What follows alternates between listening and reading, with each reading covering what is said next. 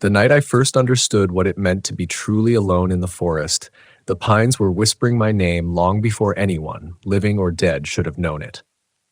I remember standing there, boots rooted in the damp earth, the air pressed so tightly around me it felt like another presence, something unseen but breathing, just out of sight. And in that suffocating quiet, I felt a truth rise up from the soil itself. Out here, the woods remember every mistake you've made, and they wait for you to repeat them. My name is Marcus Hale. I'm 39 years old, and I've been a forest ranger in the Northern Rockies for nearly half my life. That's long enough for the mountains to etch their lessons into my bones, long enough to understand that the stories locals whisper by firelight usually have a seed of truth buried inside them. But back then, before the pines started calling, I carried a confidence that was half earned and half stubborn pride. I thought that knowing the trails, the weather patterns, and the wildlife meant I understood the forest. I didn't. Not even close. My station covers over 700 square miles of deep, unforgiving backcountry, pine-strangled valleys, narrow passes carved by old glaciers, and caves with mouths like unhealed wounds.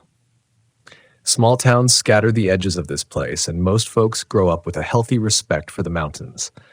They tell stories the way some families pass down recipes, tales of things seen between the trees, sounds that don't match any animal, shadows with too many joints, too long limbs, too human movements. When I first arrived, I thought those were just backwoods embellishments, colorful exaggerations built from boredom and dark winters. But as the years passed, I learned that fear is often an ancestral warning, delivered through generations in the only form people dared to speak aloud.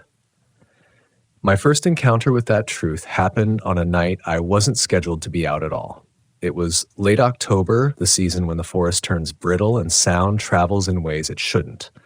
A local boy named Carter had gone missing. 8 years old, quiet kid, last seen near the old Cedar Hollow Trail with his dog.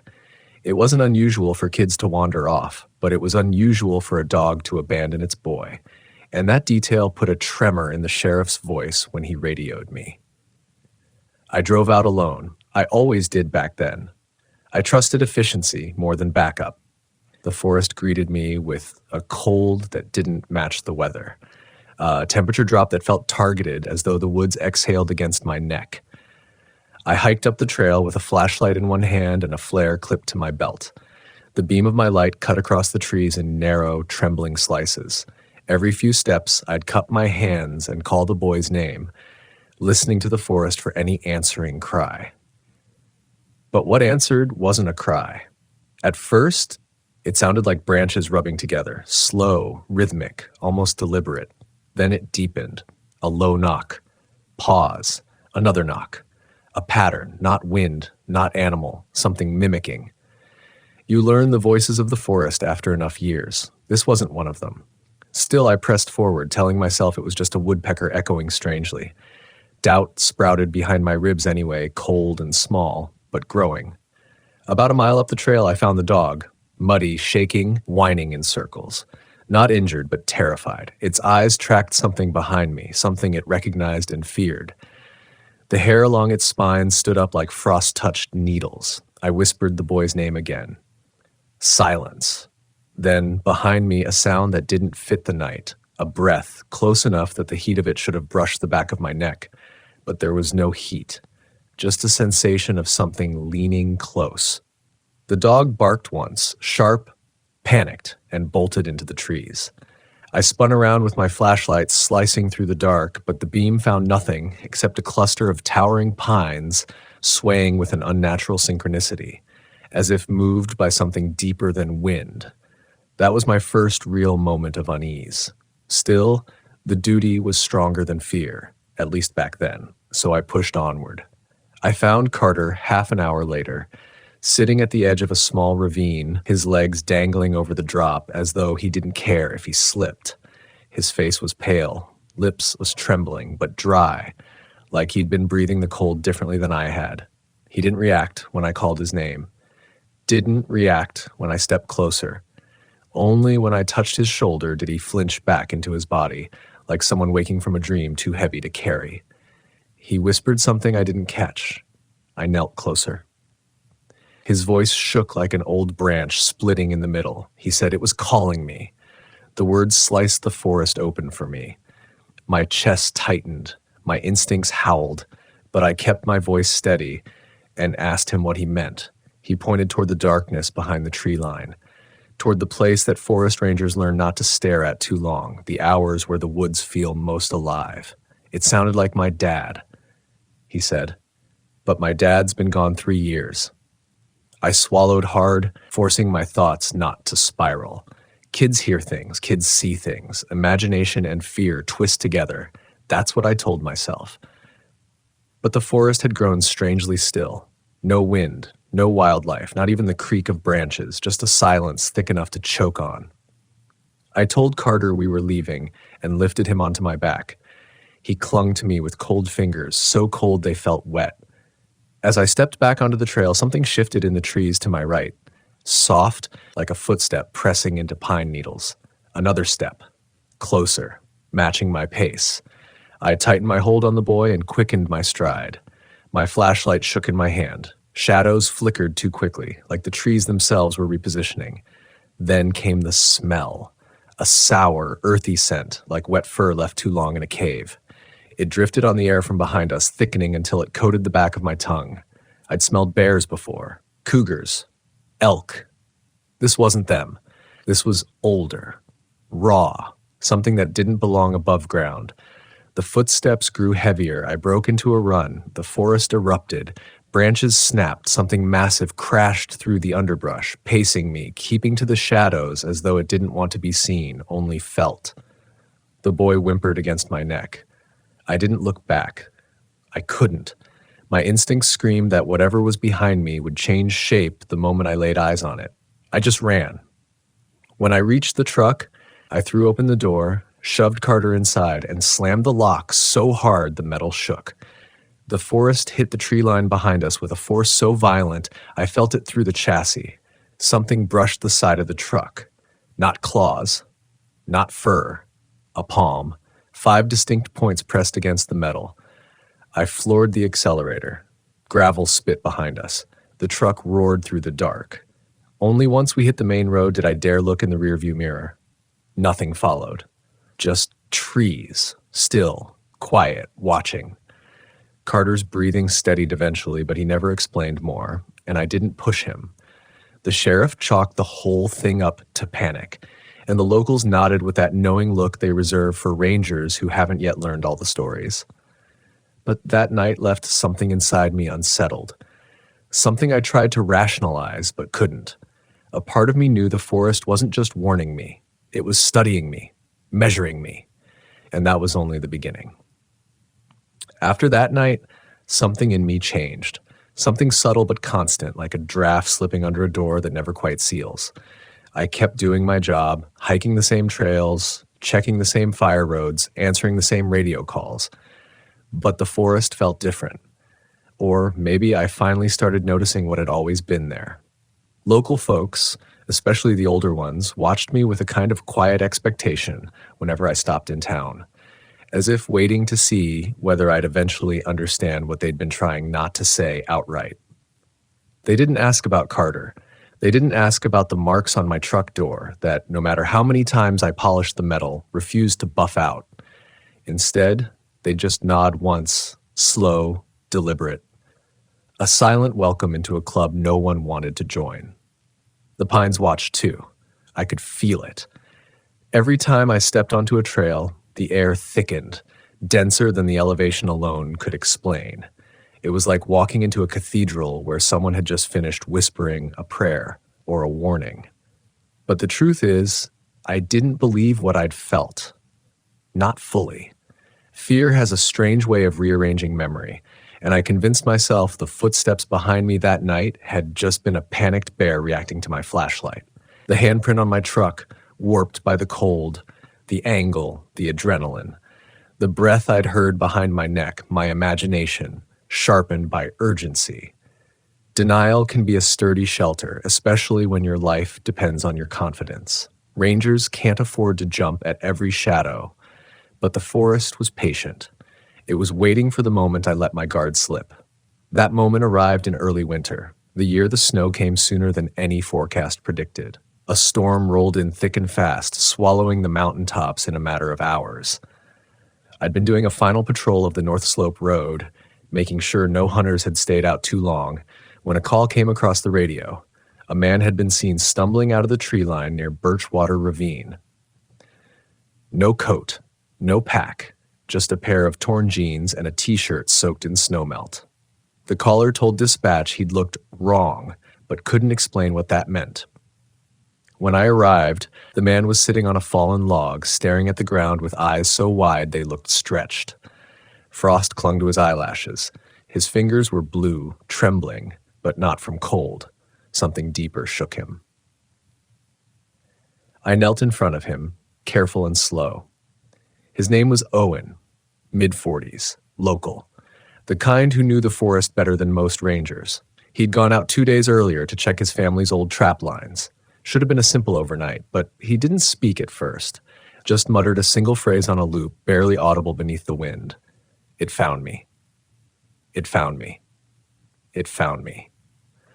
When I asked what he meant, he squeezed his eyes shut and whispered, "It sounded like my brother, but my brother died last spring."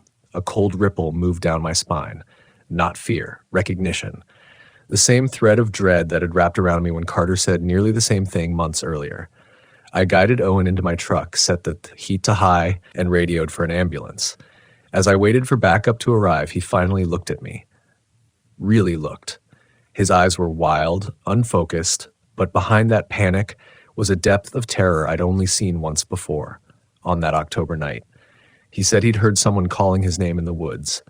At first, it was faint, a male voice, familiar. But when he followed it, why he followed it, he couldn't explain. The voice grew clearer. He swore it matched his brother's tone perfectly. Same cadence, same little whistle of breath on the S's. It led him deeper and deeper until the trees began to distort the sound, bouncing it back wrong.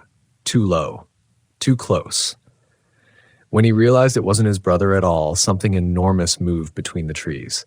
He didn't see it, he told me, but he felt the ground shake under its weight. Heard the snow compress under something heavy, and the smell, he described it exactly the way I remembered it. Wet fur, earth, something old and feral. The forest never gave him a glimpse, only the sense of being tracked, hunted. He survived by climbing into a hollowed-out cedar and staying there until dawn. And when he finally crawled out, something had pressed its head against the trunk during the night, breathing slow, measuring him by the rhythm of his fear. By the time help arrived for him, the color had drained from his face. They took him straight to the hospital in town. Exposure, they said. Hypothermia. Delirium. I tried to believe that.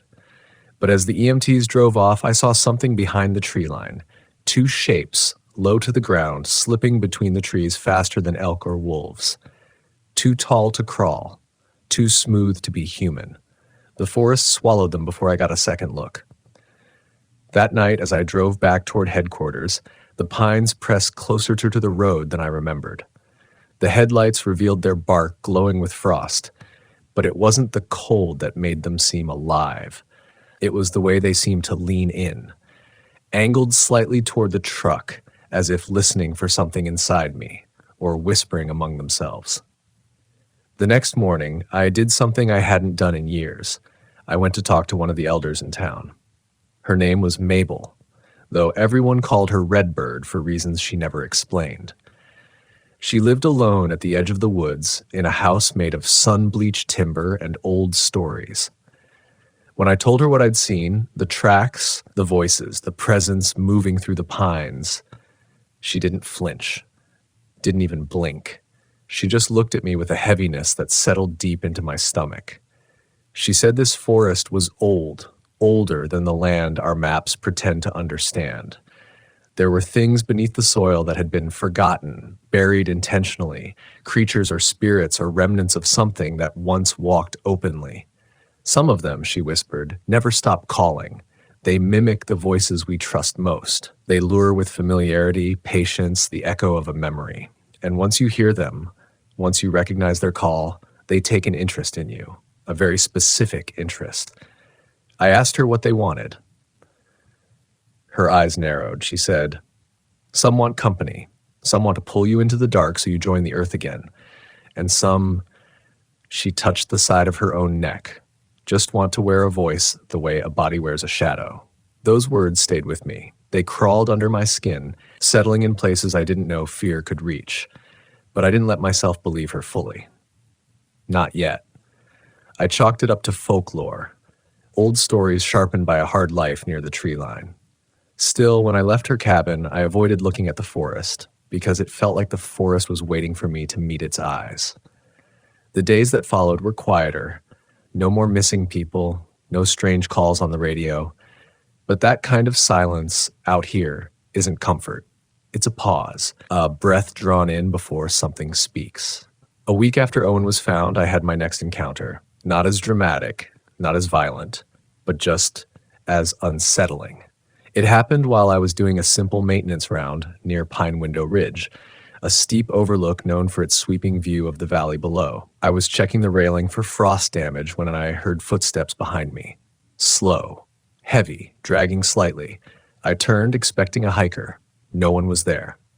But the footsteps continued. Not on dirt this time, on the wooden planks of the overlook itself. I felt the vibration under my boots, a long, measured stride approaching from the far end. My breath fogged in the cold air. I took one step back. The footsteps took one step forward. My pulse hammered. The planks trembled again, and then I smelled it. Faint but unmistakable. Wet fur, damp earth, cave rot. I didn't run. Not this time. Not yet. Something in me wanted desperately to see what was walking toward me. Something whispered that not turning around would help me understand. But another voice, the part of me that survived the forest's tests, told me that if I looked, everything in my life would change. Maybe end. I dropped my hand to the flare on my belt. The footsteps stopped inches from my back. The wood creaked under a weight too heavy to belong to any human. And that's when it exhaled. A slow, deliberate breath against my neck, colder than snow, older than the forest. I didn't light the flare, I didn't move, I just closed my eyes and waited. The breath lingered. Then, just as suddenly as it appeared, it withdrew. The footsteps retreated, each one growing softer until they faded entirely. When I opened my eyes, the overlook was empty. But the air felt marked, as if something had hovered there long enough to leave its shape behind. And I knew then, without question, the forest wasn't done with me, not even close. I didn't sleep much after the incident at the overlook. I lay awake that night listening to the cabin walls creak in the cold, every groan of the timber sounding like a step, every brush of wind against the eaves like something reaching its fingers into the spaces silence leaves behind. I kept telling myself it was nothing, just winter flexing its weight against the old structure. But the truth was simpler. I couldn't shake the feeling that the forest had followed me home. By morning, exhaustion had dulled my nerves into something like numbness. I brewed coffee, strong enough to peel paint, and stepped outside to greet the day on instinct, a habit I'd kept since my first year as a ranger. The mountains were draped in white, the world muted by a snowfall that had arrived overnight without warning. It was beautiful, the untouched kind of beautiful that tricks you into believing the world is gentler than it is. I took a breath, letting the cold burn my lungs, and for a moment I could almost pretend the forest wasn't watching. But then I saw them. Tracks. Not fresh, but not old either. Crisp enough to hold shape, too large for any animal native to the region. I'd measured bear prints countless times over the years. These were larger, narrower, strangely elongated. A gait that seemed to shift its weight unevenly from step to step, as though the creature favored one side. The tracks led to the tree line behind my cabin, and they faced outward, toward me, toward my front door. I crouched, tracing one with gloved fingers. The impression was deep. Whatever made these steps had been standing there a long time. Watching, listening, waiting. The coffee in my hand warmed nothing. I felt a slow, cold tightening in my chest, the same constriction I felt when I realized something was walking behind me at the overlook, matching me, step for step. I should have called the sheriff, should have reported it to headquarters. But something about the tracks, something about the deliberate way they stopped exactly at the border where forest meets home, whispered a warning. If I reported this, if I treated this like something normal, the forest would take my reaction as permission. It would step closer. So I erased the tracks with a branch, sweeping over the snow until the impressions vanished. And yet the knowledge didn't vanish with them. It lodged itself beneath my ribs, sharp as a thorn. The forest wanted me to know it had been there. It wanted me to understand that whatever was stalking the tree line had learned my patterns, my routines, my weaknesses, and I had no idea what it planned to do with that knowledge. For the next several days, everything seemed ordinary on the surface. Trail maintenance, checking for avalanche risk, updating logbooks, guiding a few late-season hikers who thought winter came with scenic charm. But beneath the routine, I carried a growing dread that nudged at me like a persistent obligation I was avoiding. That dread kept steering my thoughts back to the thing none of us talk about unless we have to, the cave systems scattered across this region of the Rockies. Deep, old, uncharted in places. Locals avoided them. Animals avoided them. Even the wind seemed to pass by them differently, as if unwilling to stir whatever slept inside. One cave in particular kept rising in my mind. Redwood Sink, just a mile north of where I'd found Carter. A collapsed entrance covered in centuries of moss with a throat that led downward into cold, breathless dark. I'd only been inside once, never went more than 50 feet. Something about it made the beam of my flashlight feel weaker than it should have, like the darkness wasn't just absence of light, but of something else. I kept telling myself this was just fear trying to make connections that weren't there, but denial was getting harder to maintain, because it was the silence that changed. The forest is loud in winter. Trees crack as they freeze. Animals move differently. Even the air has a way of humming when it flows down the valley. You get used to the rhythm. But one evening, while finishing a patrol near Redwood Sink, I realized I couldn't hear anything. Not the whistle of wind, not the groan of snow-packed branches, not even my own breath, though I knew I was breathing. It was like the world had been muffled under a massive hand. I froze. The silence wasn't absence. It was attention. Focused. Heavy. Directed entirely at me. And then I smelled it. That same smell from before. Wet fur, rot, damp stone, seeping from the hollow where the cave mouth hid beneath centuries of growth. The pines surrounding it began to lean, not physically, but perceptually, as if the shadows between their trunks deepened, as if the space itself tilted toward that one point. Redwood Sink was calling, not with a voice, but with an invitation, or a summons. My pulse thudded painfully in my ears. I took a step back, not daring to take my eyes off the cave's direction, though I still couldn't see the entrance. I knew it was there even if the forest kept it hidden. Another step back. Then I heard a sound, a knock. Once. Twice. A pause. The same rhythm from the night I found Carter. A memory rose unbidden, the boy pointing into the dark, saying Ing Sing. It sounded like my dad. I turned toward the trail to leave, but the forest shifted. I swear the trees bent slightly, closing a path that had always been open. A subtle change, but enough to send panic curling up my spine. Something moved behind me. Slow. Weighted. Intentional. I didn't turn around. Not yet. My breath fogged too heavily, too fast. The silence pressed against my skull. The forest seemed to be waiting for me to acknowledge it. I took one more step, and that's when the voice came. Soft. Familiar. Marcus. It said my name the way someone does when waking you gently. A voice I recognized instantly, because it was my mother's. She'd been gone since I was 19, taken by a winter storm miles from here. Marcus. Help me. Please. The plea was so close I could feel the warmth of her breath on my shoulder. I knew it wasn't her, but a small, traitorous part of me wanted to believe. That was the emotional dilemma the forest exploited, grief. The wound I never let heal. It pulled at me with a tenderness that wasn't real, but it replicated the memory perfectly. Even the tone she used when I was a child, pulling me from nightmares. I clenched my fists, nails digging through gloves, fighting the pull. The voice shifted, becoming less accurate, more jagged, like something trying to remember how to sound human. Marcus. Closer now. Wet. Hungry. I spun toward the noise, adrenaline overriding fear. Nothing. Just trees. Silent and solemn, their branches draped in frost like shrouds. But I felt something slip back into the shadows.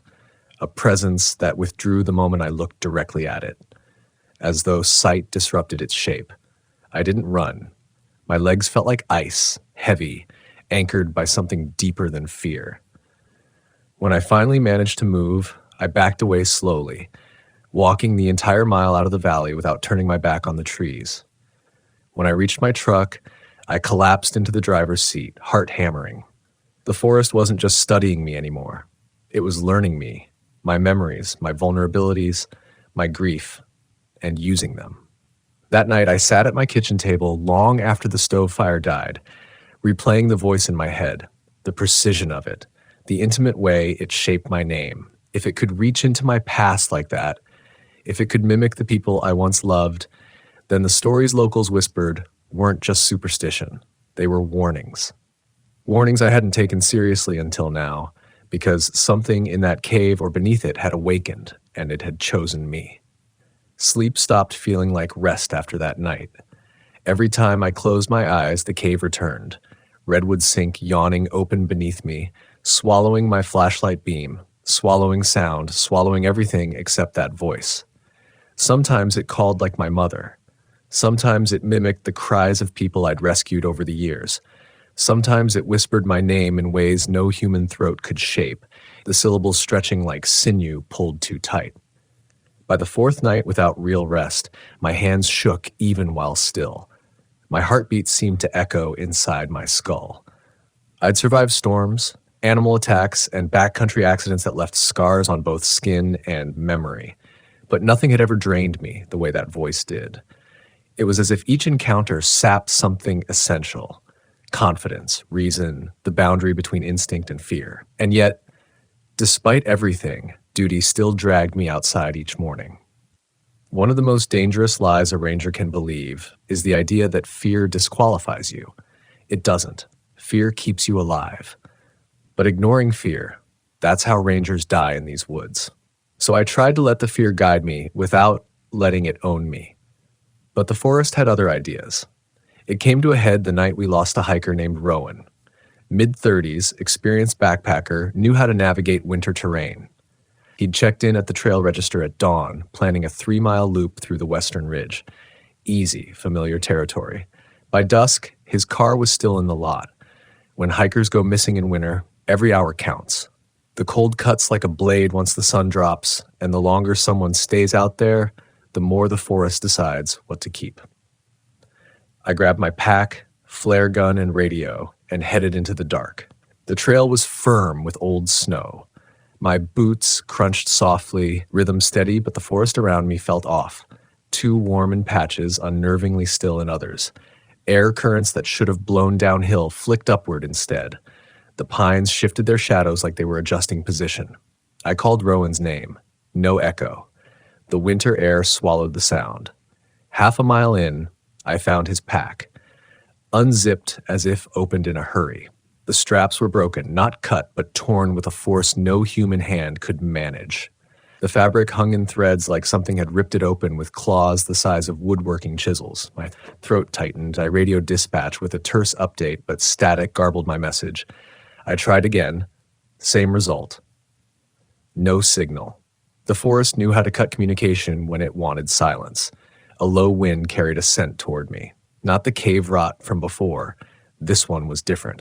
Metallic. Warm. Blood. I scanned the snow, and the beam of my light caught a splash of red leading off the trail and down a slope choked with fir branches. I followed. Every step down that slope felt like sinking deeper into something's territory. My breath grew shaky. The snow muffled my footfalls too well. The silence had weight again, pressing against my ears until it felt like the world was holding its breath alongside me. Then I saw him. Rowan stood in the center of a narrow clearing, back turned, shoulders hunched. At first, I thought he was alive. He was upright, not lying in the snow. But something in his posture felt wrong, too rigid, too unnaturally still, like his muscles were frozen mid-motion. "Rowan," I called softly. He didn't respond. I moved closer, boots sinking softly into the snow, the cold creeping through my layers. My flashlight beam shook over his form. His clothes were torn the same way as his pack. His arms hung limply at his sides. But what froze me in place, what nailed my boots to the ground, was the way his head tilted when I got within 10 feet of him. Not a normal tilt, not a startled flinch. It twisted, slowly, deliberately, as though something inside the body was trying to remember how a human neck should move. His face came into view, eyes sunken, unfocused, frost lining the lashes. His mouth hung slightly open, but no breath fogged the air. He wasn't alive, but something was propping him up. I took a single step back. His jaw clicked once, a sharp, unnatural sound that snapped the quiet. His head kept twisting, tendon by tendon, until it faced me fully. And then, his voice. It spilled out of him like gravel poured through a tin can. Help me. Not a cry, a mimicry, a rehearsal, held together by something that didn't understand how human speech worked. My heartbeat slammed against my ribs. I fumbled for the flare gun. Instincts screamed that I needed light, heat, fire. But before I could lift it, Rowan's body jolted forward, like a puppet yanked by invisible strings. His legs, wrong, bending unevenly, lifted him into a slow, jerking walk toward me. "Help me," the voice repeated. "Help me." Help. The final repetition dissolved into a wet gurgle, as though the voice lost interest in pretending to be human. I fired the flare. A red inferno burst into the clearing, bathing the snow in violent, flickering light. Rowan's body staggered back, not in pain, but in confusion, like the thing inside didn't understand fire. Then it retreated, not walking, slipping backward into the shadows with a speed that didn't match human joints, dragging the body like an empty coat. When it vanished into the tree line, Rowan's corpse dropped like a sack of meat, folding onto the snow with a heavy thud. I stood there trembling, the flare hissing beside me. My legs felt numb. My breath came in shallow bursts. The forest shifted around me, restless, agitated by the light, but not afraid of it. I radioed again. This time, the signal pierced through. I gave my location through gritted teeth, keeping my eyes fixed on the dark. I didn't dare approach Rowan. Not until help arrived. The sheriff and 2 deputies reached me 20 minutes later, their headlights cutting through the trees like lifelines. They found Rowan's body exactly where I said it was. But his head, it was facing the right way again. The injuries on his neck looked consistent with a fall, the sheriff said. Maybe even a bear encounter. Nothing supernatural, nothing unusual. Except I'd watched the impossible. I'd stared into the hollow shape where a man's soul should have been. I'd seen something studying me through the dead man's eyes, I argued. The sheriff dismissed me gently, the way someone does when they think you're rattled past reason. I could see the doubt forming in their expressions, not about Rowan, but about me. And that terrified me more than anything, because the forest wanted that doubt, wanted me alone, wanted me questioning my own senses. The deputies loaded Rowan's body onto a sled and began the long haul back to the trailhead. I stayed behind a moment longer, staring at the tree line where the creature had vanished. The pines didn't move, the shadows didn't stir, but the silence around me thickened, growing familiar again. Attention, interest, a gaze without eyes, and in that heavy quiet, a realization slid into place like a stone locking into an old foundation. It wasn't hunting randomly. It wasn't wandering. It was choosing, and I had become one of its choices. When I finally turned to follow the others out, I caught a glimmer in the corner of my eye, something pale far back in the trees. A shape too tall to be human, too still to be animal, watching me with a patience older than the mountains. I didn't look twice, because I knew if I did, it would step closer. I wish I could tell you that after Rowan, things settled down, that the forest released whatever interest it had taken in me and returned to its natural order. But the truth is, That encounter marked the beginning of the end of any illusion I had that I understood this land. I kept working, I kept hiking the trails. I kept pretending I was still a ranger, not a man being slowly stripped of certainty. But the forest was no longer content to haunt the edges of my world. It was moving inward. The next days blurred together in a haze of exhaustion and vigilance. I slept in short bursts, my dreams fractured by flashes of Rowan's twisted face, my mother's borrowed voice, and the cavernous dark of Redwood Sink swallowing sound whole. Every morning, I walked the perimeter of my cabin with a flashlight, even in broad daylight, checking for tracks I prayed I wouldn't find. I told myself I'd leave if things got worse, transfer out, take a long break, do something reasonable. But deep down, I knew leaving wouldn't save me. Whatever lived beneath those pines wasn't tied to a place. It was tied to me. The forest's attention sharpened each day, like a breath drawn in slow preparation for a deep, inevitable exhale. Sometimes when I walked a trail alone, the trees seemed to shiver at the same time, as though reacting to a presence I couldn't see. Other times I'd catch the faintest echo of footsteps behind me. Never close, never aggressive, but always there. Patient. Studying. I tried to rationalize it, but the lies grew harder to shape. And then I received the call that ended any room for doubt. Dispatch reached out just after dusk. A woman's screams had been heard echoing from somewhere near Redwood Sink. A snowshoer passing along the ridge called it in, insisting it sounded real. Panicked, desperate. My first thought was logical. Someone got injured. Someone fell through thin ice. Someone needed help. My second thought, colder, sharper, was memory. The forest had already used voices before. I drove anyway. Duty is a stubborn thing. Sometimes it's honorable. Sometimes it's just a leash tied to the part of you that refuses to admit fear has already won. The air was brittle when I stepped out of the truck, the sky bruised with clouds that smothered the stars. The pines loomed like black, silent sentinels. Each one seemed carved from something older than timber, shapes that belonged more to nightmares than to nature. I moved quickly, snowshoeing through the valley toward the old ridge. My breath hissed inside the wool buff around my face. The wind shifted once, carrying a sound that sliced straight through the night. Help! Please, someone, a woman's voice, but not frantic, not raw, practiced, perfectly projected. I slowed. Every instinct in me went rigid. The voice echoed from the direction of Redwood Sink, the cave I had sworn I would never go near again. I listened. Every living creature in the forest seemed to have paused with me. No wind, no owls, no movement, just that voice repeated exactly the same way as before. Help! Please, someone. An identical cry. No variations, no break in tone, no panic between breaths. It wasn't real. It wasn't human. The forest was calling me by my job, the part of me that couldn't ignore someone in danger, and it knew exactly how to shape its lure. But I kept walking, not toward the cave, not toward the voice. Toward the place fear and responsibility collided between my ribs, where the truth lived, sharp and unwelcome. I gripped my flare gun so tightly my knuckles whitened through the gloves. When the trees thinned, the moon broke through a gap in the clouds, casting a silver blade of light across the entrance to Redwood Sink. The cave mouth wasn't collapsed. Not anymore. The years of moss, roots, and stone that once choked it had been peeled back like an old scab.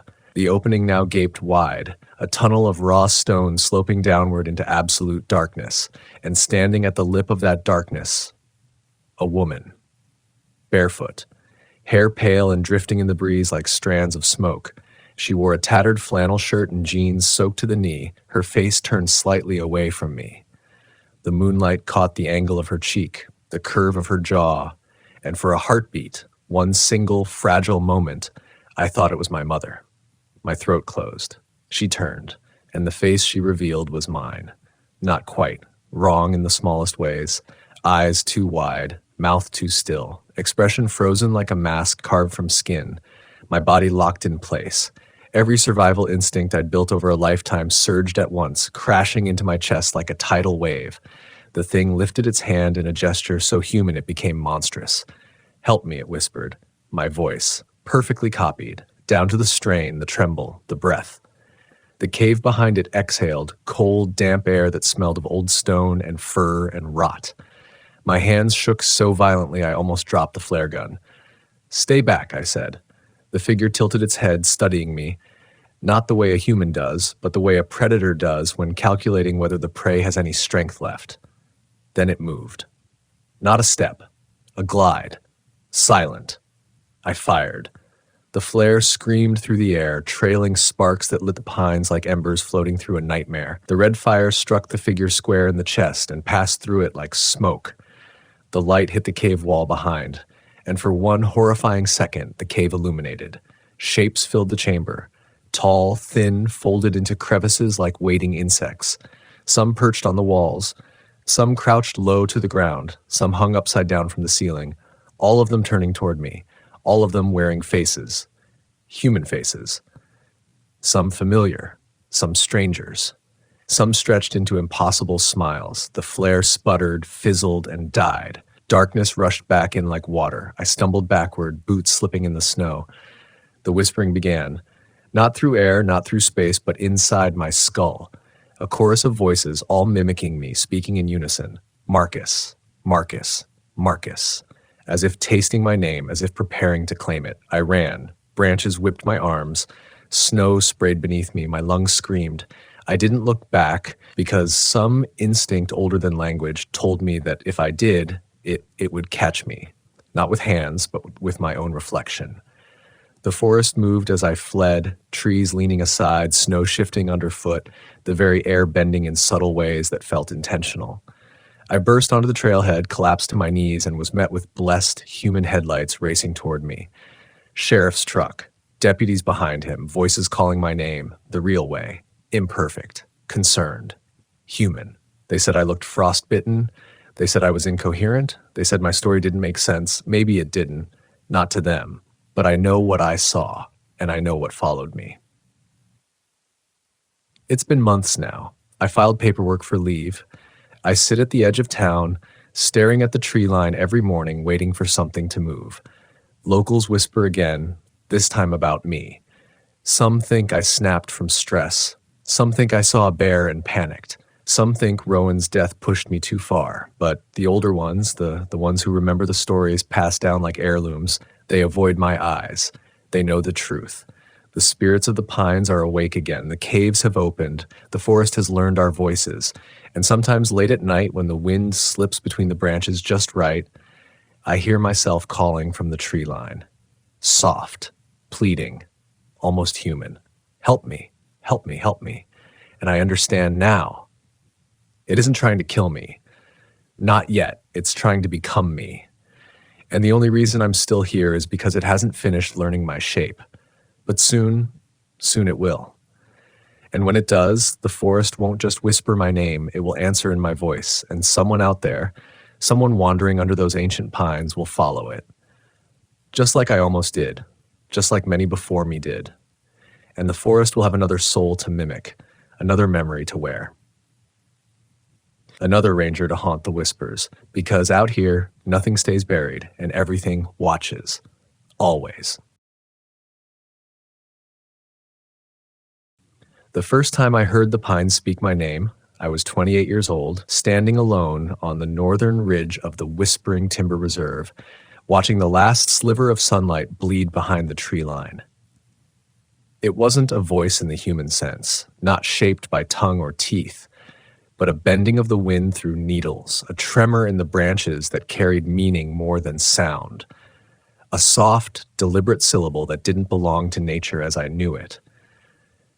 And in that moment, with the sky bruised purple and the cold settling into my skin, I realized that the forest I had sworn to protect held stories older than any ranger, any map, any law. My name is Cole, not the one my mother gave me, but the one locals started calling me after I took the post here. Just Cole, the ranger who stayed when others left, the one who took every late shift, every winter patrol, every call from a terrified hiker swearing they'd seen something they shouldn't have. I'm 37 now, older in the bones than the number suggests, and I've learned that the forest keeps two sets of truths, the ones we record in reports, and the ones we whisper to each other over coffee before dawn when our hands shake too much to blame the cold. Whispering Timber is a million-acre sweep of old-growth pine, granite ridges, bogs that swallow the light, and valleys where fog lingers, even on the hottest days of summer. The locals talk about it like it's alive, not metaphorically, not poetically, but literally alive, as if the land dreams and wakes and hungers. When I first came here, I used to laugh at their stories, a misplaced arrogance, a young ranger's belief that training could outmatch superstition. I had my manuals, my radio, my carefully pressed uniform. What could the forest possibly show me that I wasn't prepared for? Everything, it turns out. My first year on duty was quiet enough. Rescues, missing scouts, a few bear encounters. Nothing that challenged my sense of the world. But the silence of the place got into my head. At night, the pines moved, even when there was no wind. Shadows stretched wrong across the ground, lengthening uphill instead of down. The air carried scents that didn't match the season. Wet earth in midwinter, flowers blooming when snow still covered the trails. I chalked it up to imagination, the mind's instinct to shape patterns into menace. But deep down, something resisted that explanation. It was old Reed who first pulled me aside. A retired logger with hands like roots and eyes that had seen too many seasons. He lived at the forest's edge in a cabin that leaned into the slope like it was tired of standing. "You hear things yet?" he asked me one morning while I was checking the trailhead logs. Just like that. No greeting. I told him no, but the truth was that I had soft murmurs threading through the trees in the early hours, like distant conversations I couldn't quite make out. He nodded like he already knew. Forests don't talk to just anyone, means it's watching you, deciding if you're worth the trouble. At the time, I brushed it off. Now I understand that was his way of warning me, his attempt to hand me the caution he carried like a scar. The shift that changed everything happened late in October, during the transition between fall and winter, when the nights grew longer by the hour and the forest seemed to hold its breath. I had been out inspecting trail markers near the northern basin, a section of land known for sudden temperature drops and odd patches of mist that formed circles around the bases of old pines. I told myself it was just heat rising from underground springs, but I never found a spring, and the mist never drifted. I was about a mile from the service road when I felt the first pull, a sensation like the forest had shifted slightly, as if realigning itself around me. The air turned colder, sharp enough to sting my lungs, and I smelled something metallic, almost like iron. I paused, listening. The forest is never truly silent, but this was close. No birds, no insects, just the faint creak of branches. Then came the knock. 3 soft taps, measured, distinct, against the trunk of a nearby pine. I swung my flashlight toward the sound, expecting to see a woodpecker or a pine marten. The beam scattered across the needles, caught a shimmer of frost, but no animal, no movement. I waited. Another knock, this time from a tree behind me. I spun again, heart thudding. Knock, knock, knock. Same rhythm, same pause between taps, as if something was knocking from the inside of the tree. The unease that crawled up my spine started out mild, more curiosity than fear. But that changed fast when the knocking began to move. It traveled from trunk to trunk, circling me slowly. Always the same distance away, always just out of sight. The air seemed to pulse with each tap, like the sound wasn't touching my ears so much as reverberating through my ribs. I called out, trying to sound calm, trying to stick to protocol. "This is Ranger Cole. If anyone's out here, you need to identify yourself." The forest didn't answer. Not with words, anyway. Instead, the tapping stopped all at once. The silence that followed felt wrong, thick, almost physical. A moment later, every tree around me released a soft hiss, needles brushing against needles as if the whole forest had exhaled. And then from a spot no more than 10 feet away, something whispered my name. Not a person, not an echo. It was lower than a human voice, rougher, built from breath and winter wind and the groan of an old branch under ice. Cole. I didn't run. Not then. Training kept my boots planted, even though instinct screamed otherwise. But something in me shifted. Doubt, maybe, or recognition. I'd heard stories from other rangers who left after experiences like this. Stories about voices, figures in the tree line, shadows that followed. I used to think they exaggerated, but the forest had shown me my first truth. Not everything here follows natural rules. I forced myself to take a slow breath and move toward the trail, every sense sharp, listening for the whisper again. But the forest stayed quiet, too quiet. By the time I reached the service road, my legs were shaking hard enough that I had to stop and lean against the truck. I didn't report what happened that night. I didn't know how. How do you put into words something that shouldn't exist? How do you explain that the forest called your name? I told myself it was stress, overwork, a trick of the mind, but I knew better. The fear had lodged somewhere deep, and it wasn't going to let go easily. That was only my first encounter, the beginning of a shift in the balance between me and the woods, one that would lead me deeper into its secrets, far deeper than I ever intended to go. For weeks after that night, I tried to convince myself the whisper had been nothing more than wind slipping through the branches at the right angle, a coincidence of sound shaped by fear. The human mind is built to find patterns, to make meaning where none exists. That's what I told myself every morning when I laced up my boots, every evening when I locked the station after everyone else had gone home. But the truth followed me like a shadow, soundless, patient, waiting for the right moment to settle back into my awareness. Old Reed noticed before anyone else. He always seemed to know more than he let on. One morning, I stopped by his cabin to drop off the monthly fire safety materials, and he took one look at me, eyes narrowing like he could see something invisible clinging to my shoulders. "You look like someone who heard the wrong thing at the wrong hour," he said, pouring coffee into a chipped enamel mug. I didn't deny it. Couldn't. The exhaustion etched under my eyes was proof enough. He handed me the mug. "Forest'll test you. It pokes at the cracks you ignore." Then he leaned in a little, voice dropping. "Has it started knocking yet? Once it knocks, it's looking for a way in." A chill crawled up the back of my neck. I didn't ask how he knew. I didn't want the answer. Instead, I thanked him for the coffee and hurried out, the mug trembling slightly in my hand. The knocking came back 3 days later. I was on night patrol along the southern rim, a rocky stretch overlooking a ravine where the river cut deep into the stone. Locals called it Cutter's Throat because the wind screamed through it during storms, a high, keening sound that made even seasoned rangers uneasy. I'd always found comfort in the noise, wind I could explain, storms I could predict. But that night, the air was still. The stars were too bright, and the rocks radiated a cold that pressed through my boots up into my legs, like the earth had been drained of its warmth. I had just checked the overlook when I heard the first knock. Not a tree this time, stone, a hard, deliberate tap against the cliff face. Then another, and another. The rhythm was the same as before. 3 taps, a pause, 3 taps again. I shined my flashlight toward the sound, but the beam dissolved into the darkness of the ravine.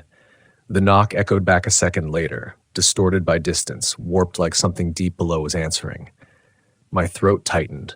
Logic tried to step in, offering explanations. Falling rocks, temperature contraction, a branch hitting stone, but the spacing was too perfect. The sound was too intentional. And then a cold draft swept up the ravine, brushing past me like fingers trailing across my jacket. I froze. Something in that wind carried a scent I hadn't smelled since I was a kid. Wet fur and old earth, a musk my uncle used to swear belonged to creatures no one had cataloged. He'd tell stories around the fire about tall, heavy shapes moving between trees, their silhouettes visible only when moonlight caught the edge of their fur. He called them watchers, guardians, or warnings, depending on the night. The scent drifted past me, lingered, then faded. That's when I heard the breathing. Slow, deep, from a chest far larger than any bear I'd ever encountered.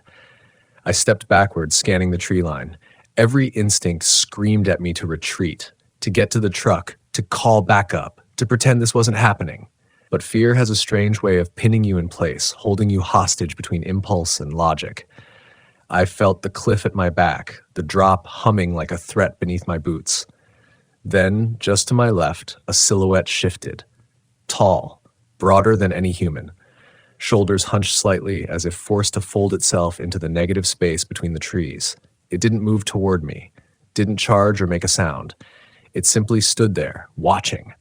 My breath hitched. The air thickened. The creature, or whatever it was, existed in a strange liminal space, visible only in fragments. A glint of eye shine, a ripple of muscle beneath fur, the faint outline of a hand with two long fingers curling around the trunk of an ancient pine. For a moment, I thought I could hear its heartbeat, steady and massive, vibrating the air around it. Then came the knock. Not from the trees, not from the cliff, from the ground beneath my feet. 3 dull thuds, like something enormous was striking the earth far below the surface. The creature tilted its head, watching me with an expression I couldn't read. Curiosity? Warning? Recognition? I couldn't tell. My hand hovered near my radio, but I didn't reach for it. Some instinct whispered that if I pulled it out, if I broke the silence with static and human voices, it would change the equation in a way I wouldn't survive. The creature took one slow step backward, then another. Its gaze never left mine. When it reached the deeper shadows, it turned slightly, revealing a jagged scar running across its ribcage, old, healed badly, as if earned in a fight with something just as monstrous. Before disappearing fully into the trees, it lifted one massive hand and pressed its palm against the trunk of a pine. And then the trees began to speak, not in words, in vibrations, a low hum that traveled branch to branch like a muted chorus. As if the forest itself was warning me, or perhaps warning whatever lurked beneath the earth. The scent of musk thickened once more. Then the creature vanished. The silence that followed was crushing.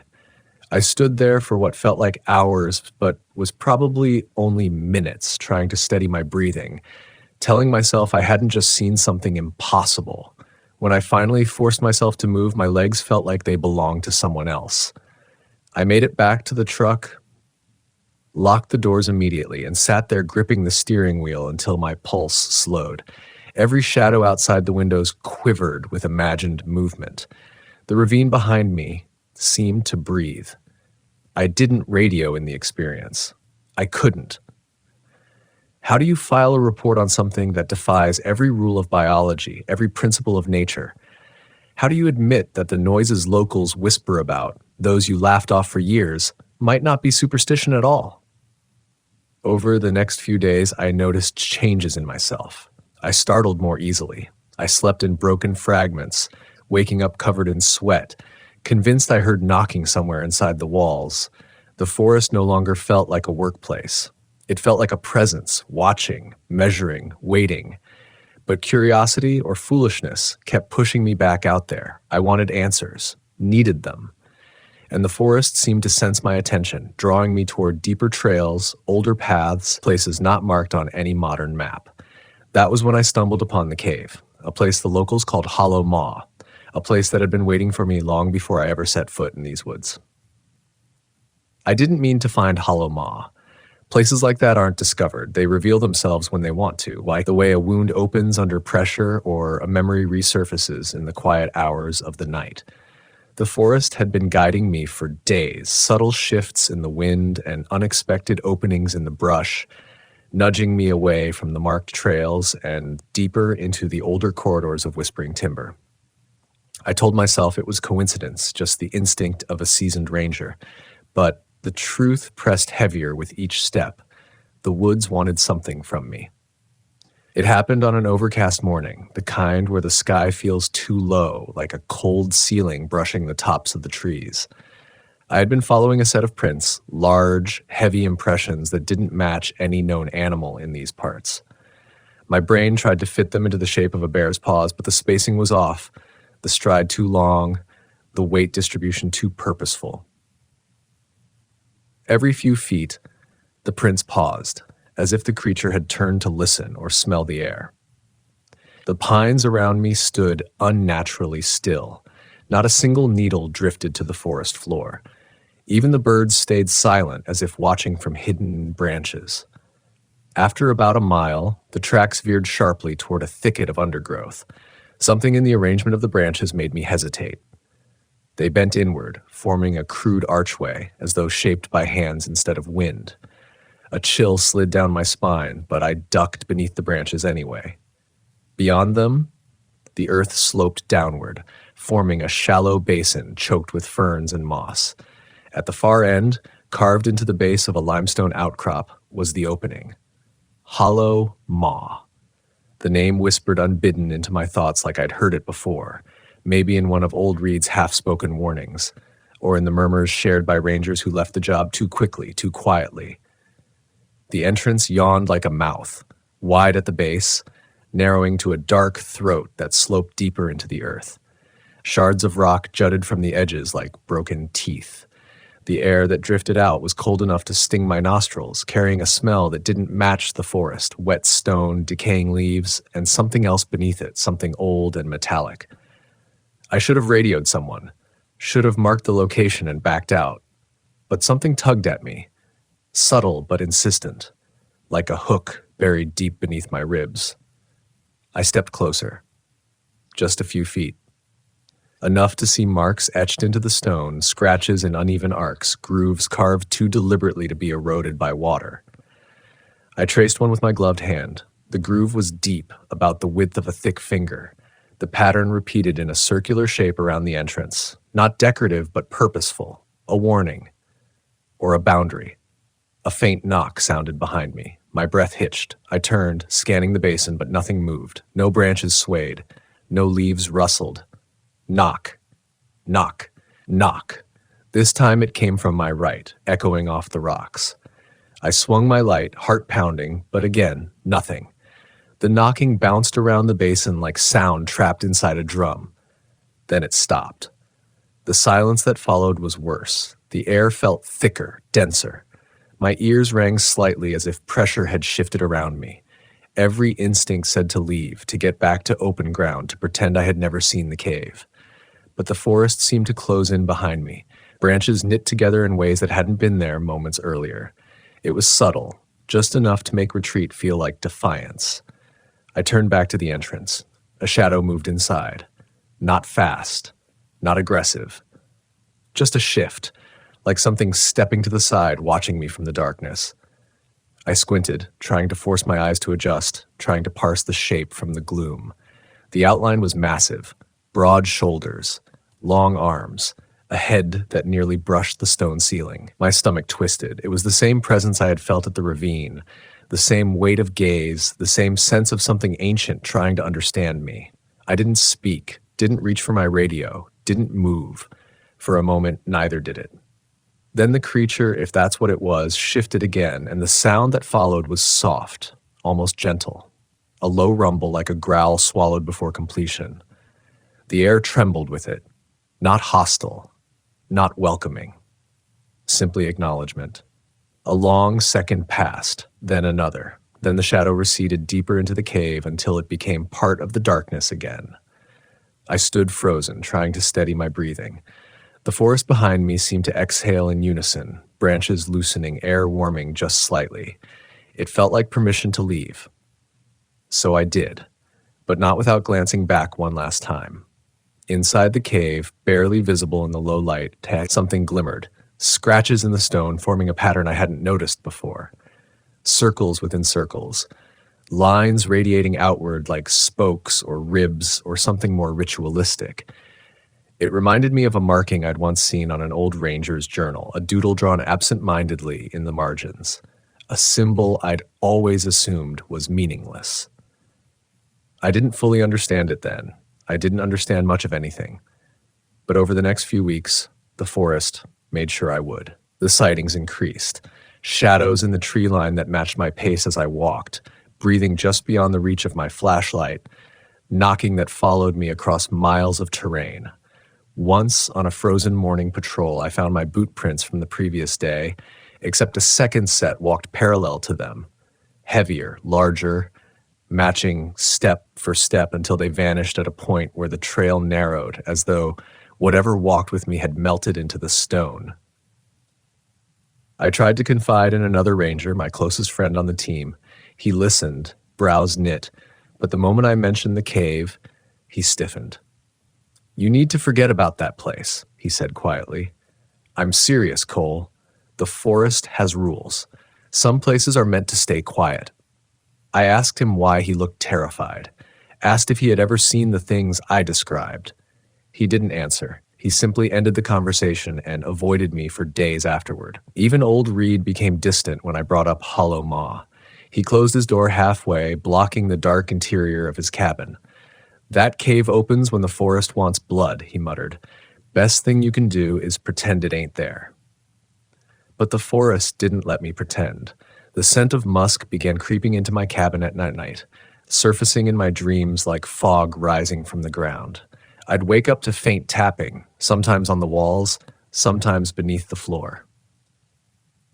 The pines outside my window leaned unnaturally close, their silhouettes stretched long and strange in the moonlight.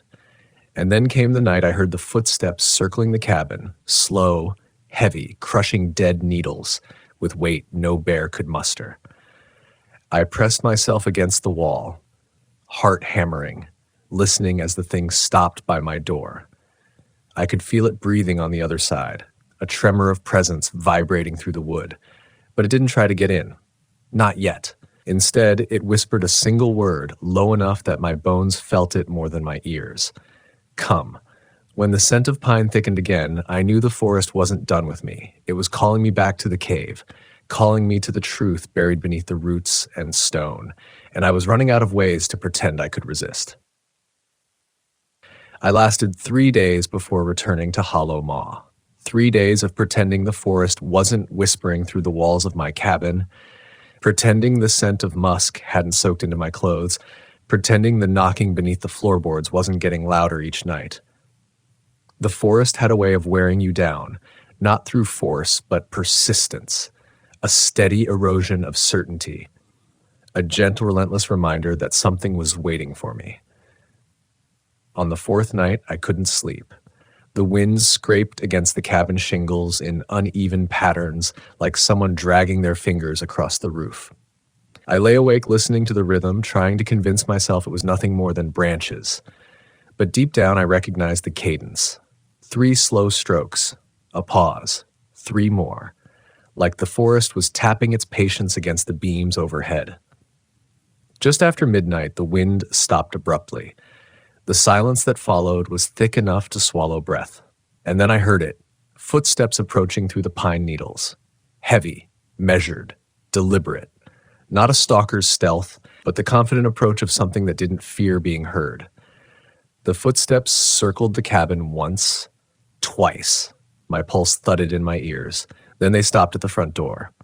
For a moment there was nothing but the sound of my heartbeat. Then came the whisper. "Come." Not a command, not even an invitation.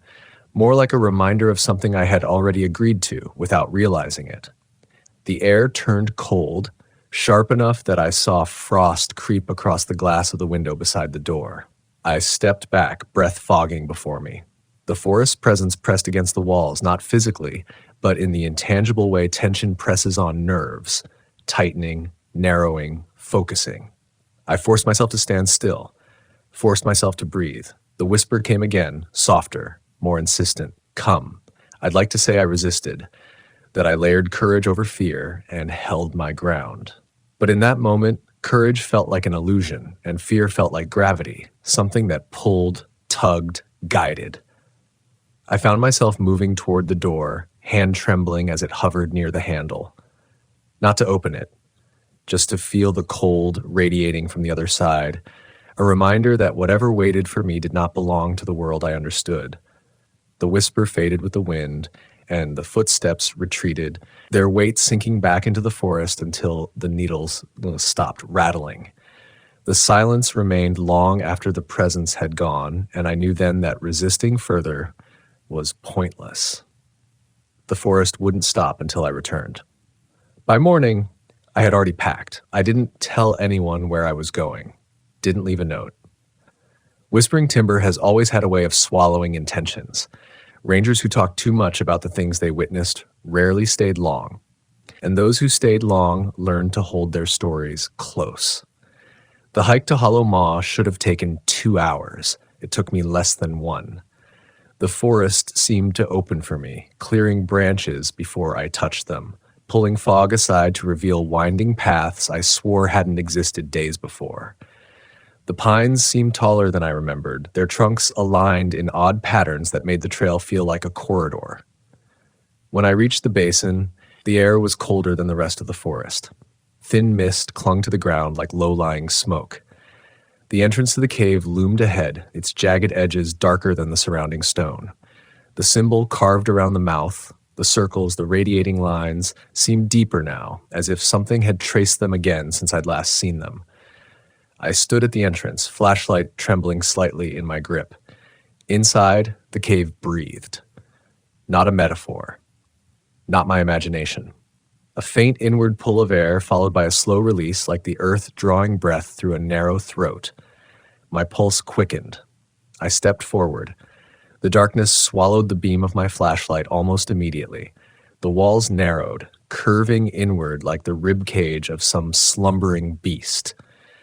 The scent of musk grew stronger with each step, mixing with damp stone and the faint metallic tang of old blood. About 20 feet in, the floor sloped downward. Water dripped from the ceiling in steady, echoing beats, like a second pulse beneath my own. When the floor leveled again, the tunnel widened into a chamber illuminated by bioluminescent moss clinging to the walls. The soft green-blue glow gave the cave an otherworldly sheen, painting shadows that felt alive. I scanned the chamber slowly. That's when I saw the carvings. Dozens of them, maybe hundreds, etched into the walls in spiraling patterns, scenes of towering figures moving through forests, shapes that resembled humans but stood twice as tall, their eyes carved wide and hollow. In another carving, a circle of pines contained a figure kneeling before a large shape with long arms and a hunched back. The artistry was crude but unmistakable. These weren't recent, they were ancient. The carvings told stories, warnings maybe, or memories. Rituals performed long before the park existed, long before maps charted these lands.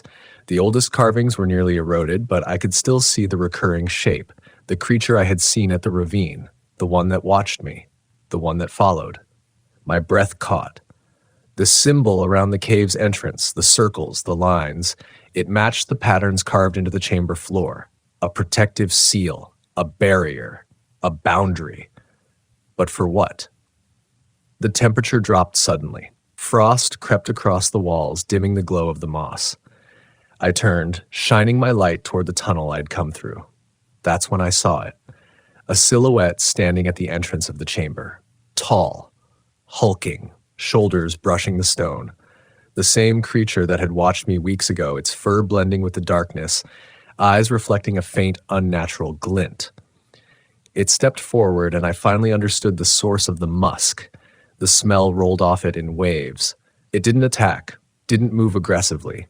It just stood there, breathing slowly, its chest rising and falling with the weight of something old and tired. I felt an odd pull in my chest, a quiet recognition. Not familiarity, exactly.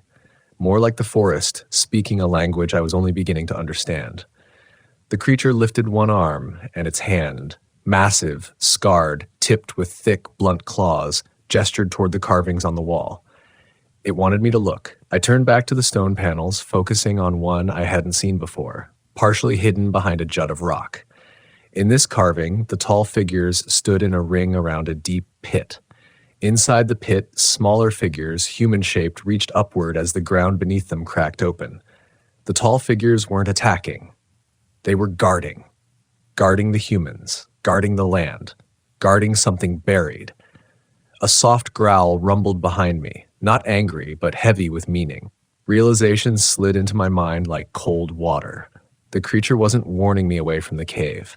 It was warning me about what lay deeper inside it. Something older than the carvings. Something the pines whispered about in their restless voices. Something the knocks in the night weren't trying to scare me away from. They were trying to keep sealed. Behind me, The creature exhaled, and the sound echoed across the chamber like a tired sigh. The ground beneath my feet vibrated faintly, not from the creature, from deeper in the cave. Much deeper. It wasn't the creature the forest feared, it was something else, something waking, something I had already come too close to. The vibration beneath my feet deepened, subtle at first, then rising with a slow inevitability that made the cavern feel suddenly smaller.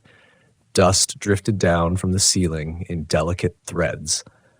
The creature behind me stiffened, its breath becoming shallow, controlled, like it was bracing against something it dreaded more than I could comprehend.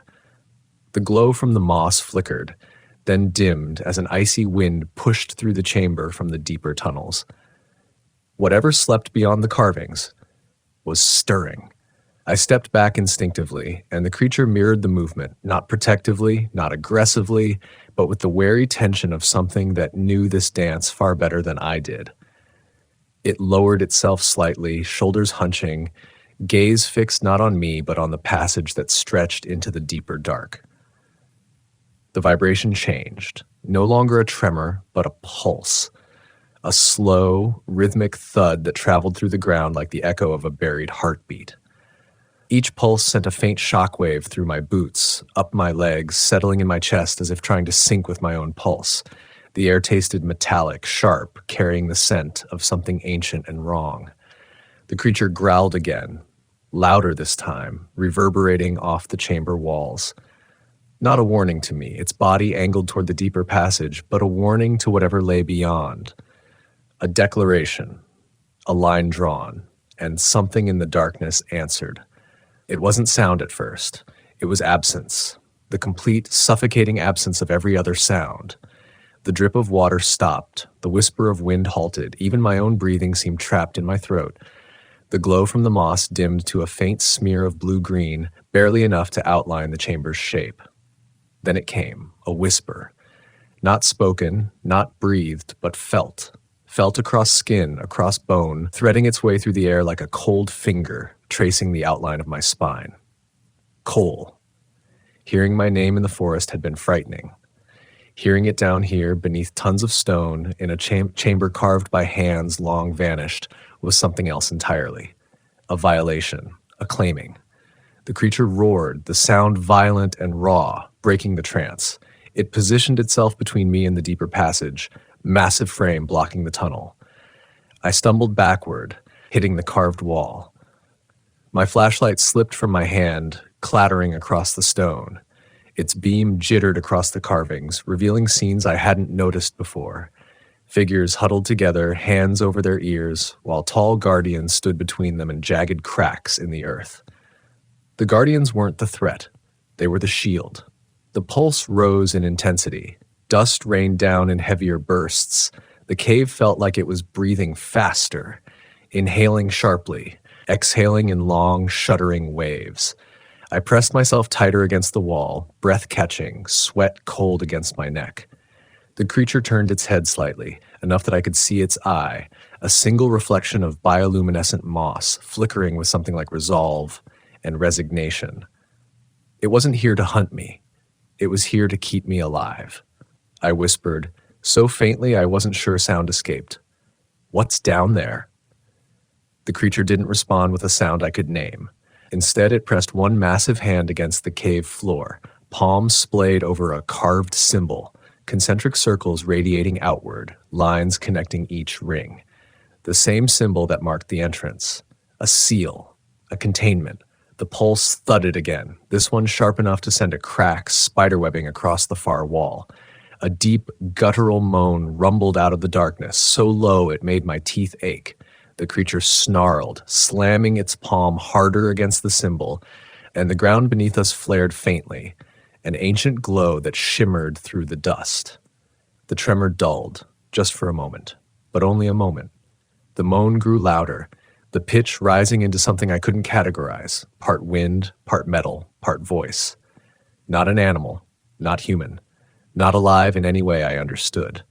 The air around us heated suddenly, like breath exhaled from a furnace deep below. My instincts screamed at me, run. The creature seemed to sense it too. It turned, towering over me, and nudged me back toward the tunnel with a force both gentle and urgent. I stumbled, caught myself, looked up at the massive face hovering inches above mine. Its eyes were ancient, tired, determined.